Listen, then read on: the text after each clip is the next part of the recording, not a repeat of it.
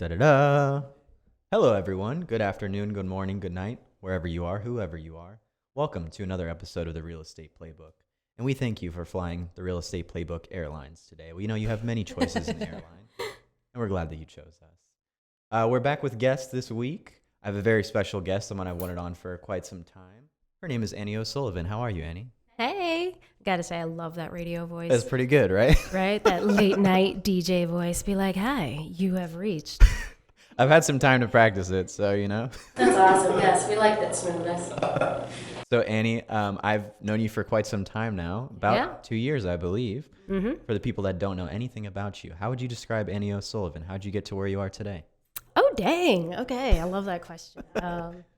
Well, I feel like I'm pretty awesome and amazing, eccentric, because I really love life. I love learning new things. I love the ability to come at it and just see all the different things that are available and like how dynamic it is, regardless of everything else that's on and ongoing, really, with just the world in general. And it's like, hey, how can I do this where it's a better place because I'm here? Mm-hmm.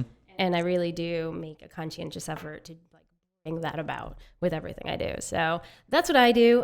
Obviously, I'm in real estate too. So been doing that for 11 years. Oy. I know. Like that's a weird thing to say. But I realized, it's been a while because there's something I was doing on the phone and my kids are literally over there and they're like scripting themselves to like, yes, hi, I'm Annie O'Sullivan's admin. And are you looking to tour a property? Have you set up your, and I'm like, oh my gosh. Yeah. How much have you seen this and heard this? That's just. They know the drill. Exactly. I'm like, oh, okay. They know when to shut up when I'm on the phone. Now, all of it. I've trained them well. Very awesome. So 11 years, you've done a lot. You've seen a lot. Where were you before you came to 54 Realty, if I might ask? Ooh, so I was actually in the timeshare industry. I worked for Wyndham, and it was over in Colorado. I had started with them. It was more in the administrative aspect and role, while people would be literally coming to an office and they would be like that presentation, and then you would sign up to like get whatever timeshare package it was and everything. And I love that aspect because with Wyndham, it was the first time I had experience where you're not locked into like one property at one time a year. They had that flexibility with points where it's like, hey, you have this much points you can use any of our resorts, and each of them had like point value. Neat. So I was like, oh, that's kind of a clever way to do it. And I got to say the perks of working for a company that has resorts around the world was nice. You got to travel and, cool. You got a lot of things like that. Especially when my kids were young. So being in Colorado, being able to hit up a bunch of like the ski resorts and stuff like that. And they were like, so that was fun. And then that actually prompted me to move down here because I transferred with them to come to Florida. Well, welcome to the Sunshine State. I know, no regrets, man. No regrets. It's an overdue welcome, I'm sure, but And you guys are big on Disney as well, is that right? Yeah, maybe a thing of mine. Oh, yeah. As my cup here is all Disneyfied over here. We're pass holders. Definitely love going and the perks of that. James actually got me more into that than, I enjoyed it, but when I first moved down here, my kids were a lot younger. And so I was one of those parents that was like, I'm not going to be dragging my kids around that park if they can't walk for themselves and like handle being at a park for the whole day. Mm-hmm. I was like, you better be able to walk. You better be able to take the rides and not be tired and like start crying in the middle of it and stuff like that. So I think I didn't actually even take my kids until my youngest was like 7 or 8. But I got to say, it made the experience so much better and less stressful for me. I haven't been in so long. I need to get back because, now that I'm an adult, you can do the Epcot drink around the world thing. Yes. So. I go so much more now without my kids. Well, that's awesome. With them. They're like, Mom, where are you going? I'm like, I'm off to Disney, peace. Yeah. And it's great. And it's things like that. I like Epcot with, the drinking around the world's awesome. They have so many different festivals. The art festival is actually one of my favorites. Really? Yeah, it's so cool. Every year I pick up something from there, and it's been amazing and it's cool to see. One of it's in my office, actually, too. Is it the lion that's back there? No, not the lion. It's the Yzma and Gronk picture nice. that I have. I love that picture. It's one of my more favorite movies from Disney. I love those characters. The pull the lever Gronk line is forever stuck in my head. Yeah. I so feel like that movie was underrated. It was so clever. Totally agree. We drifted a little bit, but I'm curious, what brought you to 54 Realty? Because I know you had your own team. I did. And so how did that kind of come about? It was actually pure timing and happenstance. because I had just finished, I had gone through a medical procedure actually. So I had my team, but I was off for 2 months because I was in recovery and everything. And then Joe approached me about this opportunity. And it was something I'd never heard of before, never saw. And like even the infrastructure didn't even exist. And that would be Zillow offers. And so he's like, hey, you know, there's this thing we're doing. They're going to be buying and selling houses. And it's completely new in our area. And by the way, we're the only ones going to be doing it. And I was like, ooh, that's fascinating. And, you know, it was like basically presenting a challenge and being like, hey, how do we do this? Yeah, something brand new. Exactly. And that just was like that little carrot that was dangling. And I was like, oh, that sounds like fun. I need to tackle this and see what I can do. What, you know, it was like testing my mettle, like what I got. Yeah. So, yeah, that's what really started the whole thing was that opportunity. So just a quick shout out because I think Brett Watkins was on your team. Am I right? Okay. Yes, he was. You all know Brett Watkins. You love him. Yeah, sure. How could you not? So, so it sounds like that was a lot, Annie. Like it sounds like something I wouldn't personally know where to even start. So what? For people that don't know too, like when I actually started at the brokerage, it was on the Zillow offer side doing CMAs, and that was early. How early on was that into where you guys were in the program? 2019, and you came on in 2020? Yeah. So I think within 6 months, okay, we had you join. So, yeah. So it was still in its early stages. Yeah. It got built up a lot. The team got a lot bigger. Yeah. I mean, what was it like? There's a lot of moving parts that I don't even know about. So was it as challenging as you had thought it was going to be? What was it rewarding, you know? Oh, my gosh. Yeah, definitely a lot to unpack with that one because we knew it would be challenging because they told us we were going to be starting from basically the time that anybody was curious about like what their home value was worth. Like we were going to be involved in that aspect of it, saying like, hey, this is what the market price is. And then Zillow was going to come in and present like a cash offer based on that. So we knew we were going to be very, very early on. And then from that, it was also facilitating and helping them actually buy the houses and, you know, coordinating with the sellers, making sure the move was as smooth and seamless as possible. And then the renovation aspect of it to get it ready for the market. And then we were helping Zillow turn around and like put it back on the market to sell again. Yeah. So tons of moving pieces. And we were the only ones handling that whole process. Yeah. And that's what I said, like you were in on the very early phase of just being able to see like the people and get the values for their houses, at least a broad stroke kind of thing until we could get somebody into the property. Right. What we had no idea was just how attractive of an offer that was to people because they're like, oh yeah, you know, we're going to scale this. You'll probably have like 40 a day or whatever. We were at the point where we were getting like 200 inquiries a day. And that was just on the front end. And then, you know, they were being very aggressive. They wanted to be number one. And so then they were literally writing offers on everything. And they were great offers too that were market value. There was like very, very, very little discount in terms of like the convenience factor of it. Yeah. So then we were, you know, closing anywhere from 200 to 300. Actually, I think our best month, we had 500 houses we closed from sellers. So like, yeah, like just the sheer volume and scale of it, we went from like 0 to 150 in like that. Like the Drake song, you know? Yeah. Yeah. Oh my gosh. Yes. So that part was where it became a challenge. Just trying to keep up with the demands of everything. Okay. And then making sure we had enough staff in place and the proper staff. Cause you know, we're still dealing with, you know, people's largest financial asset. Oh, yeah. And so, you know, making sure that they got a fair offer, making sure everything was coordinated for the moves, especially with the people moving into the houses and stuff like that. So that's where the challenging aspect of it was. For sure. So, yeah. I'm trying to figure out how to phrase this, but obviously you spent a lot of time hands-on with the process. Yeah. And I'm curious because the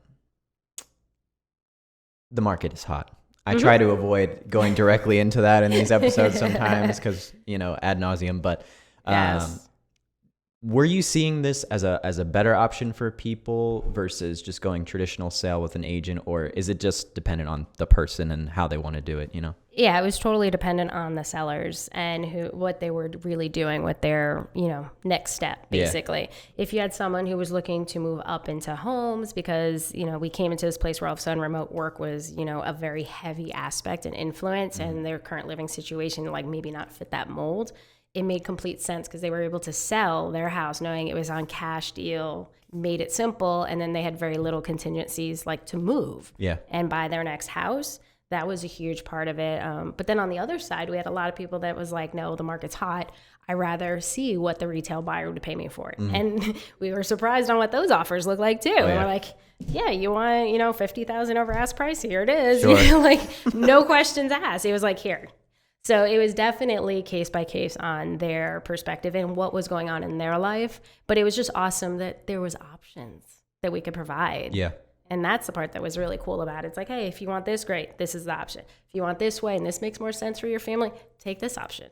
That's kind of how I was approaching it as well in my asking of the question. Because you see tons of options for like buying now too. You have the rent to own programs, all this stuff that even we're doing at the brokerage. Yeah, exactly. I think Ribbon and Divvy are examples of those rent to own programs. Yeah. So yeah, it's nice to have options as a seller too, I think. Man, most people are in that same boat. They got some place they need to live. So being able to give them that opportunity where it's like, hey, you can buy your next house. You have the peace of mind that you're being able to move and there's nothing going to fall apart on this side that all of a sudden derails the rest of your process. Because unfortunately, no matter how much we've tried to streamline and everything, moving itself and buying and selling is still a very messy process. Oh, yeah. So, there's just so many different factors between, the stringent lending requirements, things like that. So being able to just say, hey, these are avenues that you have and keeping on the forefront of all that so that way we can provide our clients the best experience was a win-win. Absolutely. Yeah. So I'm sure many people know that Zillow slowly kind of phased out of that a little bit. Yep. So we, I think, are still wrapping up some things with them. We still have things, balls rolling with them. Yeah, we're down to our last 10 properties and only 2 are active. The rest are like under contract and it's just a matter of closing them out. So that's wild. I know. So it's been then what, 2.5, 3 years? 2.5. So I'm curious, like, how do you feel now that it's come to a close? It's been bittersweet. Yeah. I'm excited because, hey, it's the next chapter and it was like, hey, it's time to move on. And I'm always that person. Like, I feel weird when I get stagnant, just mentally. Yeah. For me, I have to go, what's the next thing? What do I have to learn now? What's my next, chapter? So that part's great. It's a little sad and bittersweet because of where we were and like how we built it out, that it's just like ending. Like your baby. Right. Yeah. I was like, oh, dang. Because we were going to take over the freaking country. Yeah. The way we had it structured and like we were in sync and we had everything ready to rock and roll. And it was like every challenge that we had hit and like roadblock, we were able to come up with solutions and advance it and still keep the rhythm. Like Zillow never slowed down their acquisitions or their sales because of us. Yeah. We always met every challenge. So that was awesome to think like we did that. Absolutely. It's like we were the number 3, I think, total in the country out of all these markets, as far as volume. And then we were number 1 when it came to like our accuracy, our pricing, and our success. So I was like, yes. Come on. So that part, I'm like, oh, okay. Yeah, the 813 is coming for you, the rest of the country. That's awesome, Annie. So yeah, bittersweet, like you said, because it's definitely a win. But speaking of next steps, right? Yep. So for people that don't know, Annie just took on a new role. I'll let her tell you a little bit about it. But Annie, in this new role, which is Chief Information Officer, CIO, what kinds of things are you focusing on? I know there's a lot of moving parts, as we said, but that's kind of your wheelhouse. So it really is. And I'd say the best thing I'm doing is, today's age with what agents are like expected to do in terms of having a CRM, texting capabilities. You're supposed to be marketing yourself between social media ads, like however you do it, even like snail mail. Yeah. There's so many different aspects about our business. My chief role is really fine-tuning and refining all of those systems to make them coordinated and work effectively. So that way, as agents, like for the rest of our brokerage, you're focused on what you're supposed to be doing, which is, going out in the field, meeting clients, showing properties, and then writing the offers, because negotiating the contracts, being able to handle the inspections, appraisals, like that's already a full-time job.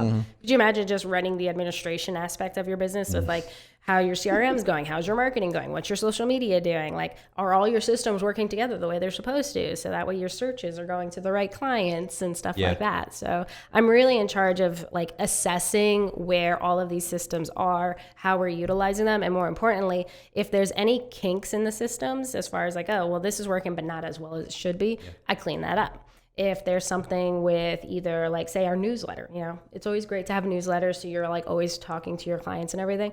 But if your system for the newsletters doesn't talk to your, say our CRM, which is our customer management system, what good is it doing? Because then you're in 2 different systems having to log in and all this stuff. So it's just that refinement process of cleaning it up and then finding the newer stuff. Because every day we're getting marketed with like, hey, here's the new shiny thing that's happening that's going to work well. And it's going to make your life so much easier. To push of a button, you'll have leads and everybody's going to want to talk to you because you're the master agent, right? Yeah. But how does it actually work? Yeah. Logistically, does it fit in with everything else? Or do you have to like redesign everything from scratch? So like I'm working in the background now, doing all those things, testing them, seeing like, does this, like at the end of the day, the question I always ask myself is when I'm in the field, does this system actually make my job easier where I have to do less work, or does it make it more complicated? Is there more steps that are unnecessary? Exactly. And if the answer is, no, there's more steps and it has to work, it's causing me to do more work outside of, again, meeting clients, writing contracts and negotiating deals, then it's not the system that we need. So that's what I'm doing on the back end, which means the rest of our agents in our brokerage don't have to. Well, God bless you for that. It's kind of annoying sometimes, let me tell you. Yeah, I can only imagine. Well, you made me think of Joe, because Joe is similar minded to you, where like he sees a new technology and he wants to try it, but Lord knows he doesn't have the time to be trying everything like you are. Right, testing it, sampling it. Does it really make sense? Or do we end up buying something, not utilizing it effectively, and then it's a waste of time and money?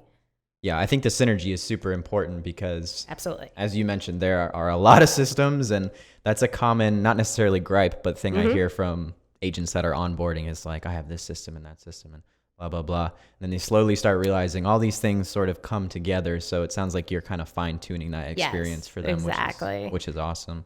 And that's like an added plus on top of the fact that we already have this sweet thing built out where we take away what you were saying, all the administrative stuff from the agents, and are just constantly improving on that. So I think that's a really important role to have. Lord knows somebody has to do it. Right, that's the thing. It like has to be done. So that's awesome, Annie. So that was actually all I kind of had to ask you about that. Sweet. We already talked about your team a little bit. I want to circle back to it kind of because 2 things I want to ask you about. The first thing is, I guess, what was it like starting that? Because I've talked to agents who potentially are interested in starting their own, or they're like, how the heck do you even do that? To be honest with you, and this is where I come from, my perspective, I don't know a whole lot, okay? So I just wonder, A, what's the benefit of starting your own team, and then kind of how did you approach it? Yeah, for sure. So I started my team back 2017. Yeah. Way down the line. Around that time frame, 2016, 2017, stuff like that. Brett was like one of my first agents on there. We ended up with 3 total agents and 1 admin on it at its peak. And the reason of doing it was just because the sheer volume of clients you have and inquiries and things like that, you just can't do it all on your own. Okay. Let alone if you want to do it all on your own, Again, when you're on your own team, and I was considered an independent, so I was responsible for sourcing my own business and bringing in and, lead generating, things like that. So part of that, I was always, putting things out there, working, managing my own CRM, and then I would get clients in, and some of them I could, I was doing great with, but then as I got busier and busier, there was only so much time in the day. And that's really where it came from. So it was like, hey, I need other people to help manage this. So it started to grow beyond me, which is awesome. That's a great problem to have, but it's also a problem that you have because now you're like, okay, well, what are these people going to look like? So you really do have to assess what is it you're looking for in the people you're going to be adding onto your team. You have to have very, very specific view. My terminology for this is an avatar, but just knowing like, who is it going to be? Is it going to be a buyer's agent? But if I'm if I'm utilizing a buyer's agent, what are they going to be doing for me? Is it just in the showing aspect? Am I going to have them where they really need to be refined with just writing offers for me and negotiating experience? Or do I want someone who's completely green and I'm showing them everything from start to finish? Because a lot of those different things will determine how involved you're going to be in their training, the expectations, and then setting it all up. Because it's not like you can just walk in and say, hey, you're working on my team. Here's some stuff. Good luck. Goodbye. Right. Again, you're outputting money for, my lead generation or like my listings and stuff, and I want a certain level of customer service, and there's that quality that comes into place. Yeah. So, being able to share that, making sure that my team, had the same expectations and knew exactly what to, they were going out there and how they were representing themselves as far as from a professional standpoint. I was like, hey, this is what we do. This is how we go. Even this is what you wear because this is a standard. As simple as that sounds, but it's like, no, we are doing it this way. And knowing all that up front saves you so much time. Absolutely. Because you're setting it up, you're setting everybody up for success. And then there's no questions later going, oh, well, I didn't know, or, this isn't what I was told and all that other stuff. So you're like that. And then obviously holding them accountable to all those standards. Yeah. Saying, this is what I want. This is how it's going to be. This is how you talk to people. This is how you're going to, I know, something as simple as that. But, making sure that you use, right, making sure you're using proper language. You're professional. Like, you're not using the normal slang. Or if someone starts going like TBD, you're like, what? Seriously? Did you just say that to a client? No. Let me remind you that this is their largest financial asset. Yeah. Don't do that. But those are my expectations on like how I took care of my clients and my business. So I shared that. Just had to translate to everybody else. Exactly. And being like, this is what that looks like. And so just laying it all out there and saying, this is what I need. This is what it looks like. This is the expectations for you. Are you on board? And people say yes or no. And then the benefits are obviously the training, the accountability, the showing up, knowing that there's consistency with your, income, your job. Like, every day, hey, I have to go into work because XYZ is going to happen now. Yeah. So a lot of agents who are either newer or, doing it, trying to handle all of that stuff on their own, especially from the marketing perspective and stuff like that, knowing that a lot of that's already done for you and you can just focus on like these little things made it a lot easier too. I can imagine it brings me to this, and I do this all the time, but I'll bring up this theme that comes up all the time on here, which is, and I've heard different people at different levels say this, you can't do everything on your own, really. Nope. I haven't seen one example yet of somebody that successfully does that. No, because you can't. Yeah, so you really, really can't. So that's where I think the picture you just painted kind of speaks to that example. Yeah. What was the other thing I was going to say? Oh, yes. So it sounds like it was a net positive experience, too, because it was kind of a launching pad. Yes, it was. You arrived here, right? Mm-hmm. So that's awesome, Annie. So people out there, if you want to start a team, give it a shot. You never know what can happen. Of course. Yeah. Annie, so the second thing I wanted to ask you about that was something I found in my research on your team. Mm-hmm. And I can't remember if this is on your agent site or where the heck I found this, but you guys had a slogan, people before properties, right? Yes.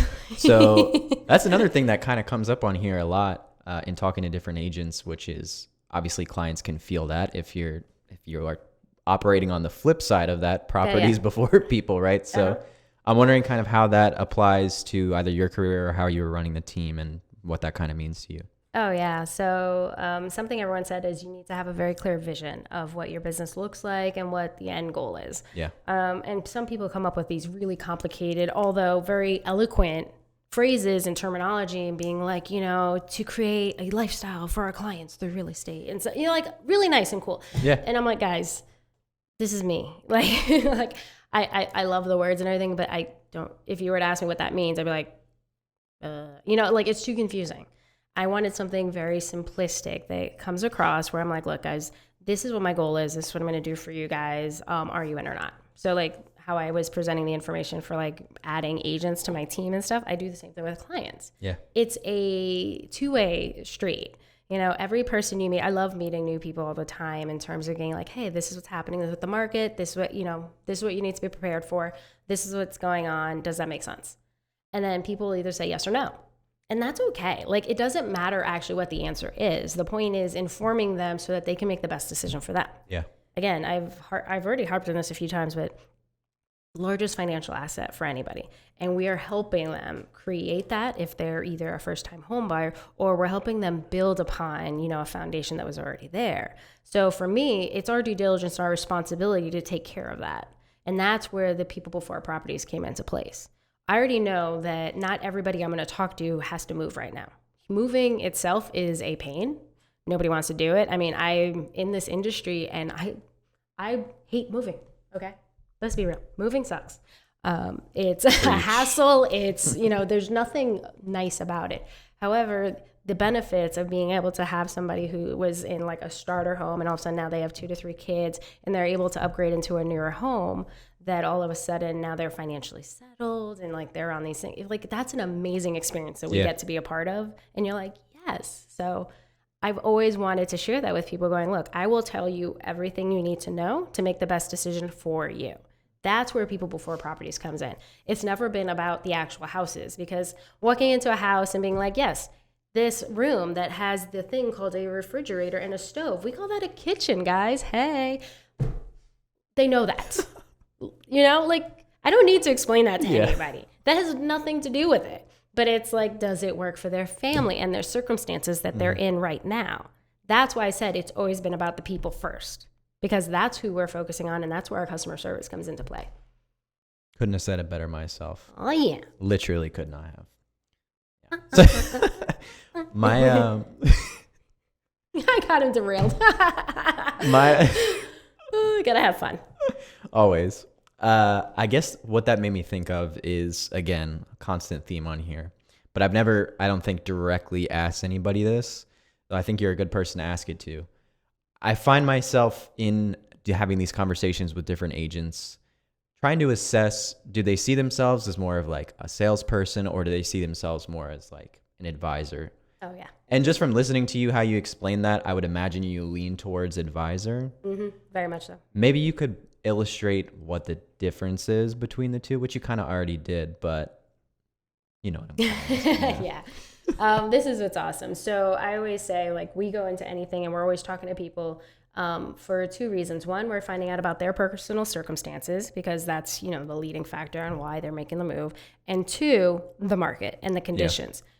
Do those 2 things marry? And if they work together and it's, you know, a benefit for your clients, you're proceeding through the rest of your sales journey.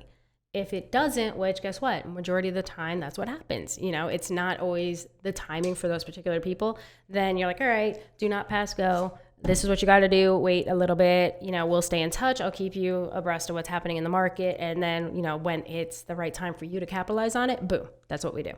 So that's where I say an advisor makes more sense. Absolutely. A salesperson's just like, hey, let's, you know, list your house. Or, hey, you want to buy a house? Let's just go find this one. It's everything you said you wanted. Yeah. Regardless of if it actually makes sense or not. Because especially right now, like, so we are dealing with a lot of turmoil in our market. I swear every day I hear about the fact that, you know, we're going into this housing bubble, even though our data is pointing in the other direction. Mm-hmm. So there's that. But I do have to have that conversation almost daily. Like, hey, what's going on? Are we about to hit this recession? Everything. I'm like, well, a recession versus a housing bubble are 2 very different things. I was like, because we go through cycles. That's why it's, you know, a cylinder and everything in these round things. Because it goes up and down. It moves all the time. It was supposed to start moving, and then we got hit with COVID, so that kind of altered some items. But ultimately, like, there's key factors in determining if we're in a housing bubble. Equity is one of those things. Interest rate's another one of those things. You know, how many people are in default. And all those factors from our last housing cycle isn't matching up to this one to say we're going into a bubble. Gotcha. So that's a very, very different thing. And we're talking about numbers and facts, not emotions. Yeah. And that's where we're the advisors and we're the professionals, because I don't expect the normal person that's out in the world to keep that. Right. Mm-hmm. It's not their job. All they're hearing is like what's on the news. Mm-hmm. Their job is whatever their job is. You know, if they're sitting there and they're a pet groomer, that's their job, is make sure that Fido is super happy and, you know, comes out looking beautiful and gorgeous. You know, I love that. Let you do that. I'll do this. I got this covered. I'll do the reading. Right. That's where we go into it. Salespeople don't factor any of that stuff in, or they don't care about what the market conditions are. They're just looking to get, you know, I'd say a quick buck, but there's nothing quick about real estate. It's more about saying, hey, look, let's just get you to move because it benefits me, regardless if it's a benefit for you. Yeah. So I'd say those are the biggest differences for me. Absolutely. Well, you made it very clear for me. I always think of like a car salesperson when I think of the salesperson model, because it's like, walk in the door, you're fresh meat. I don't care what car you end up in as long as you drive away from my lot, you know? So that's great, Annie. I think that's probably the best approach to have. And it's all about just informing your it's client. Worked for me so far, so I'm going to stick with it. Saying, like, I'm good. You're still here, so you know what I mean? Yeah. Try it out. So Annie, my next question is more geared, or next couple of questions are more geared towards you personally here. Ooh, So, okay. and I always say I'm a this sounds- Pisces, just so you know. Okay, you're a Pisces. I'm a Sag myself. I have a lot of Pisces in my life. Word. Love them. Shout out to the Pisces. Ah, yes, we're great. What would you say, Annie? And I always feel like it's a job interview question, but what would you say is your biggest strength or your biggest asset that's helped you get to where you are today? I'd say adaptability. It's one of those things that I love, people around me hate, because of the fact that I'm like, hey, what's the next thing? You know, like when I tackle a project and it's good and it's running right, I'm like, cool, what's next? Yeah. Instantly. People are like, well, don't you want to sit here and enjoy? I'm like, no, that's boring. Like, what's next? What's the next thing I can learn? What's the next thing I can do? What's the next thing I can improve on? You know, like that's my natural inclination. So it's very weird for me to be like, okay, everything's good, everything's settled. Like, that's it. Well, your shirt is perfect for that because it's wake up, kick ass, and then most importantly, repeat. Yeah. Like, come on, let's go, man. Yes, that's exactly how I feel. And so for some people, it definitely throws them off because I'm like, hey, you know what I just found out today? Yeah, so NFTs, man, crypto, real estate, rock on. That's like a whole other thing I'm working on right now. But some people are like, wait, we're still trying to sell houses that are actually here in the real world. I'm like, yeah, I know, but there's going to be a new way to do it. We can still look at this. Yeah, I'm like, come on. And they're like, whoa, time out. You know, I get that more. And I'm like, no, it's going to be cool. Like, we can do this. And trust me, it also makes that, you know, I will fall on my face because of that. Not everything works out. Yeah. But that's okay. Like, I am one of those people that I'm okay with the words failure, obviously. I never think of it as failure, though. I'm always believing in, like, the faith and the timing of everything and that I can always learn and create something from it. Yeah. So, like, even with the Zillow Offers program, yes, it's dying, but it wasn't a bad thing because all the stuff I was doing, like, with my team individually, I was able to amplify and really scale up with like the administration. I mean, like I said, I had only 4 other agents, and then an admin staff. Like that was it on my own team. Yeah. All of a sudden I went to Zillow Offers and I had a staff over 30. And, you know, we were still being able to kick butt. We sold like 3,000 houses in like 18 months because of it. And it was like boom, boom, boom, boom. So like that experience was phenomenal in terms of really scaling up, learning how to manage all these other things, the leadership aspect of it, keeping everyone motivated. Like I loved everyone on my team, even when you were on there. Hey. That's how we started, man. He was on my team. That's right. Throwback. Yes. And so like, and then keeping it where everybody felt they weren't stagnant either and that they could move on to other positions that they wanted and being able to have that fluidity and stuff like that. So that was a big part of it that I learned. And it was amazing. Yeah. So it's like, oh, yeah, it's dying. I'm like, yeah, but look at all these amazing things I was able to do. Check it out, man. Yeah. And a lot of the original Zillow team, they're still here. I mean, holla. Yes, I know. You got Ryan Pride hanging out over there. Exactly. Freaking Bobby's our Bobby, accountant. right? He was on our team and stuff. Yeah. And then we have Kaylee, who's one of our transaction coordinators. Alex was a transaction coordinator. He was on CMAs and stuff. So, like, yeah. And then I have a bunch of people from the AP department that was on the on our resale side. That's right. So, yeah, there's a good amount of people. When I did that final, like, hurrah party and stuff and realizing where all the invites went, I was like, oh, my gosh, people from our insurance team. Both of them were from Zillow Offers and stuff. So it's like, oh, yeah, look at all these people and all these different ways we were able to grow and create, you know, all these opportunities for them. But they all started here. Far reaching. Yeah. For sure. The beginning half of what you were talking about there remind me of something that Emily Haight said when she was on 2-ish weeks ago, which is so corny, but like you've seen The Office, I'm sure, right? Yeah. You know you missed 100% of the shots you don't take. Oh, He writes that on the board. Well, yes, that's a real quote, and it kind of reminded me of what you were saying there. Yeah. And then Mike Peoples coincidentally said something very similar, which is like, paraphrasing, but he failed like 3,500 times to get like 5 wins or something like that. Yeah. And that makes so much sense to me because, yeah, you'll never know if you don't try. Right? And then see where the other avenues and stuff open up for you. Yeah. I was like, yeah, that's amazing. So Annie, on the flip side of that coin there, everybody has obstacles, weaknesses, whatever you want to call it, that they've had to overcome. Is there anything that you've overcome in the past or perhaps you're still working on in your career that you would liken to that? So funny thing with all of this, people think that I'm actually very confident in my abilities and stuff like that, but I'm always second guessing myself. Sure. Which sounds weird because you're like, well, how can you have both of those qualities? Right. It's because of my adaptability, or if someone questions me to the point where it's like, wait, is it right?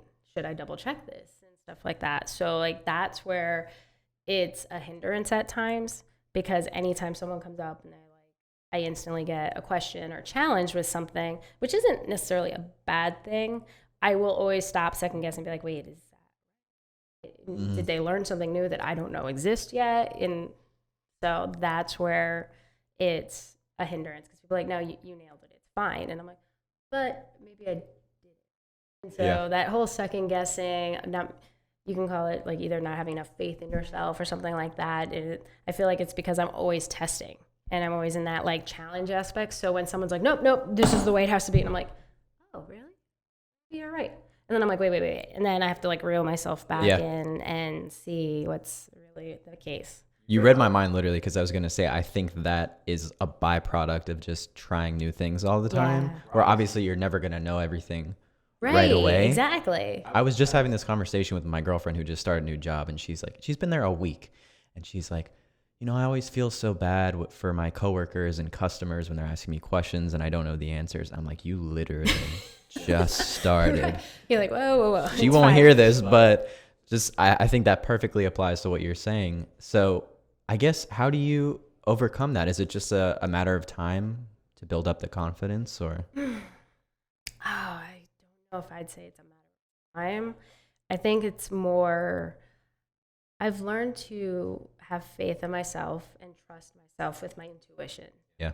If I'm like, look, even if it, later I find out I'm dead wrong, 99% of the time, if my gut tells me I'm on the right path, I go with it. Right. And I'm like, look, I can't keep questioning. I can't stop what I'm supposed to be doing because of what's happening. Like, something's telling me this is my path and I got to go with it. Even if I don't know where it's going to end up.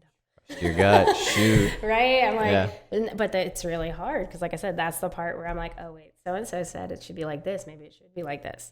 I'm like, I know our contracts forwards and backwards because I can read them in my sleep. Like, I've done so many damn contracts, but yet someone out of nowhere will be like, oh, remember section 3B and line 72? And I'm like, yeah, I know the area and stuff. Okay, if you're talking about financing, gotcha. That's that section. They'll be like, did you know this means no contingency? And I'm like, wait, what?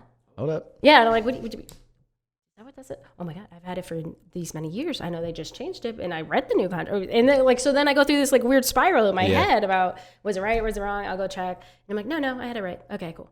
And then to come back and be like, yeah, no, so this is how I perceive it. This is my style, but like having that when someone tries to put me on the spot though, I will back down and be like, oh, I need to go check. And so now I'm like, no, just trust your gut. It's fine.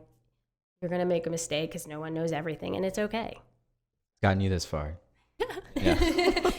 Made it. And we're back. Ta-da. So, Annie, I just have 2 more questions for you. All right. Rock them out. All right. So this is the fun one. If you hadn't chosen real estate as your career, what would you be doing? I really, really don't know what else I would be doing.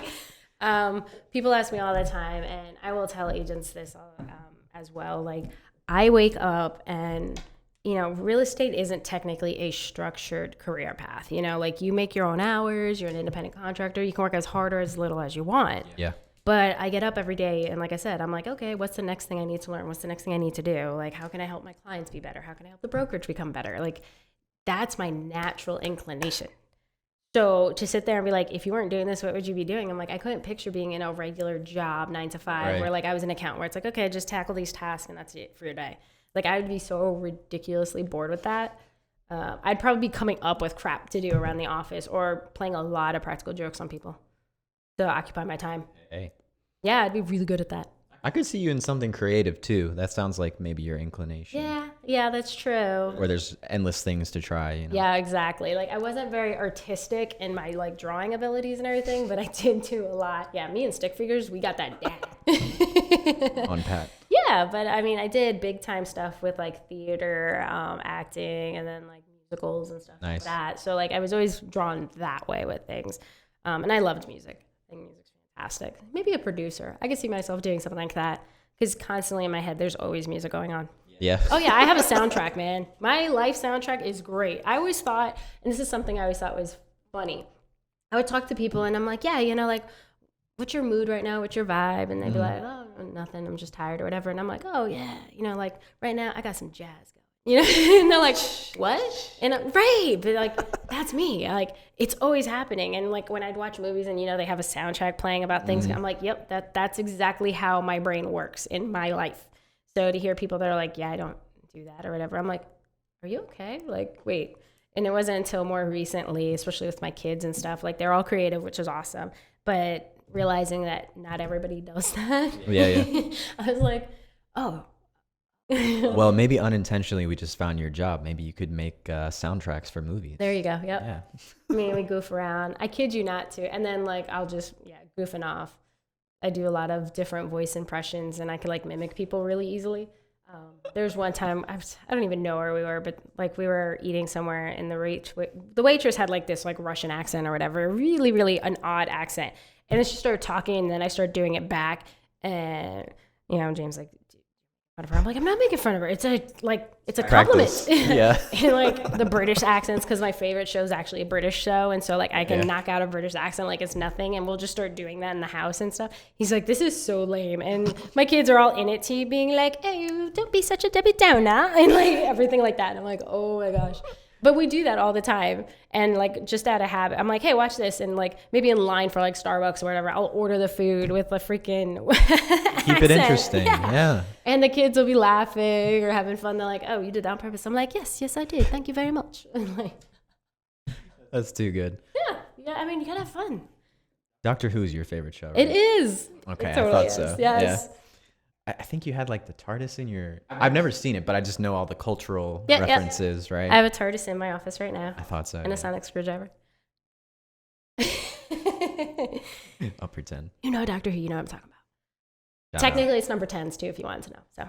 This is the Doctor Who episode right here. Yeah, right? Oh, man. Yes, I'm waiting. Man, the whole COVID thing threw off like all the new seasons and stuff like that, and they just announced a new Doctor, and I'm like freaking out.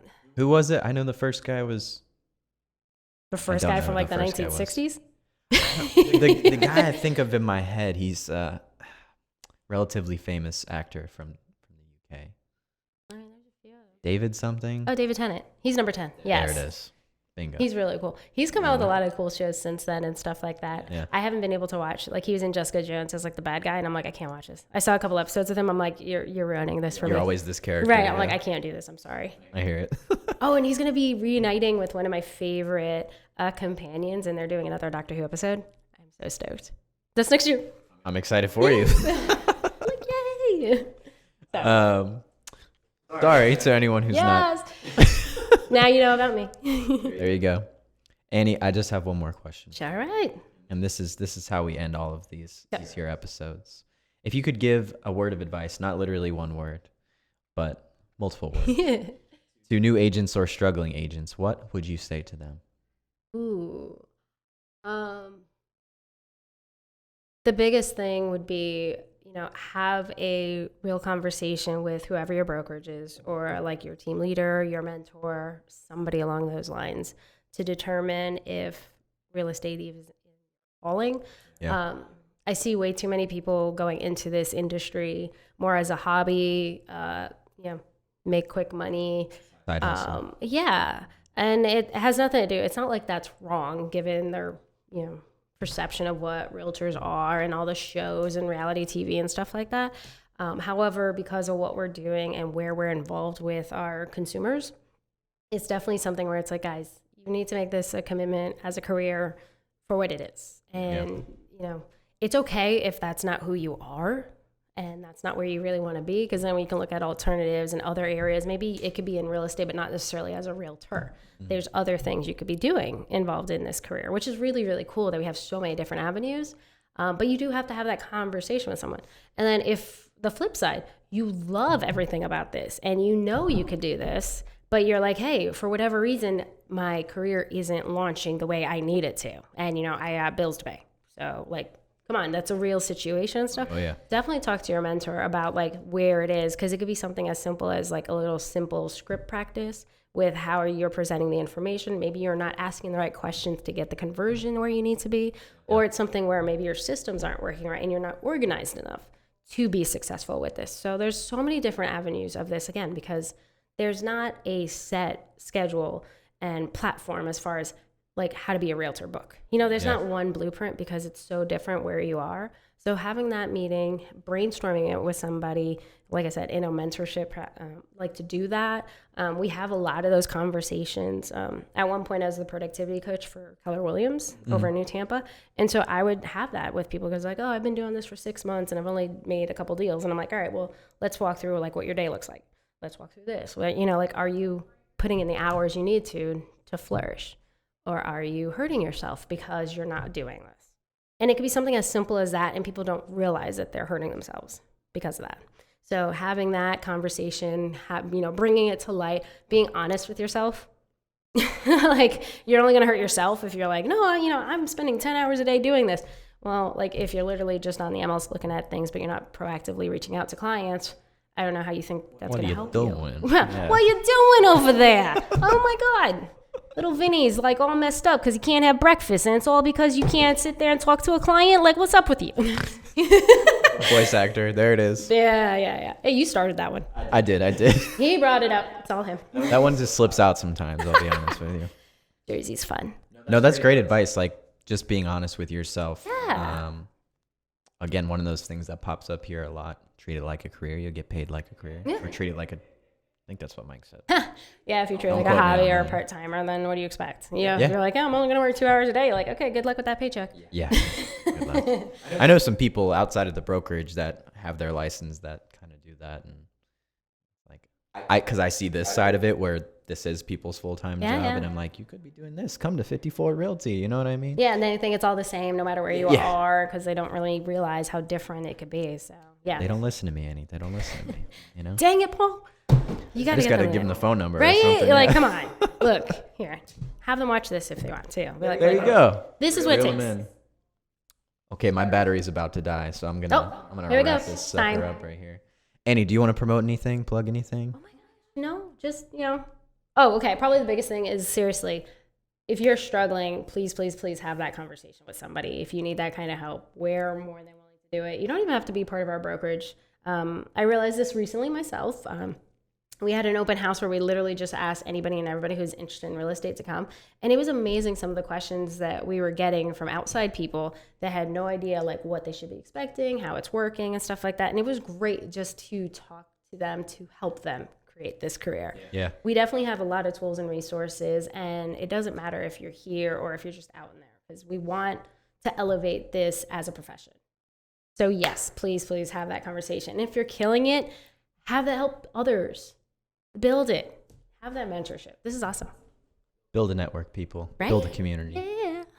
Call us. Beep us. You got, oh my gosh, Access. beep us. Wow. Wow, okay. This is the throwback episode right here. Clearly, he just aged 30 That's years. right. Yeah. That's it. Folks, thank you for tuning in. I hope you can still see my face and the camera's not dead. It looks like it's alive. Yes. Thank you for tuning in, and welcome to another Classic Hour with Paul. And We're going to be on NPR before you know it. Listen, people. At the Real Estate Playbook on social media. The website is therealestateplaybook.com. Yeah. There goes the camera. Oh, talking about timing. Boom. Laid it in there. Like, websites, realestateplaybook.com. Dead. Well, you're probably not seeing my face anymore, and I'm probably editing some kind of wacky little end screen here, but thank you for listening. Annie, thanks for joining us. I really appreciate you. Oh, you are very welcome. And thank you for listening. That's right. Subscribe, like, follow, drop a comment. Love you. Have a great night. Enjoy.